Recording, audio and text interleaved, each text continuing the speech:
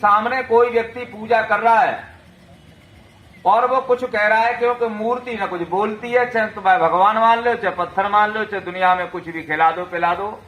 लेकिन जो संसार के जितने नकली भगवान बनकर के, जिनकी गुरु बनकर के लोगों ने पूजा की, उन्होंने बहुत सारे समाज के लोगों को गुमराह कर दिया।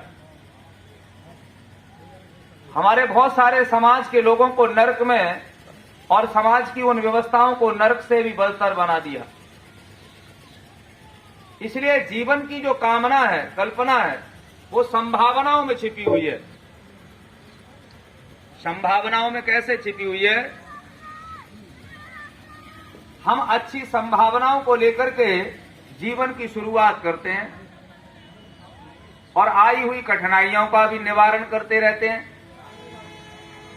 व्यक्ति अपने जीवन में बहुत सारी कठिनाइयों को प्राप्त होता है, लेकिन उसे आशा होती है कि मरते दम तक कभी न कभी तो सुख हमारे जीवन में आएगा, और उस सुख की लालसा में वो कठिनाइयों को भी पार कर जाता है।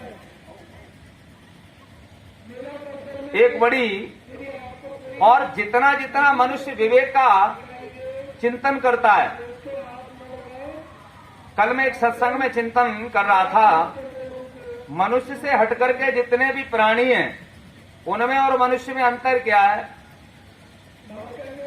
अच्छा, जितने भी मनुष्य से हटकर के प्राणी हैं उन पर दया और कृपा परमेश्वर से हर्ष करता रहता है। कैसे करता रहता है? जहां बहुत सारे अध्यापक बैठे हैं, प्राइमरी की कक्षा में कोई विद्यार्थी आकर के अपना एडमिशन ले ले और नाम लिखा दे, भाई रामचंद्र जी, वो 1 दिन जाए, चाहे 6 दिन जाए, चाहे इम्तिहान देने न जाए, लेकिन अगली साल उसको ट्रांसफर अगली कक्षा में है जाए वो। इसलिए यदि कोई गधा है तो अगले साल, अगले जन्म में वो घोड़ा हो जाएगा, और घोड़ा है तो और ऊपर चला जाएगा, जो परमेश्वर की व्यवस्था में होगा।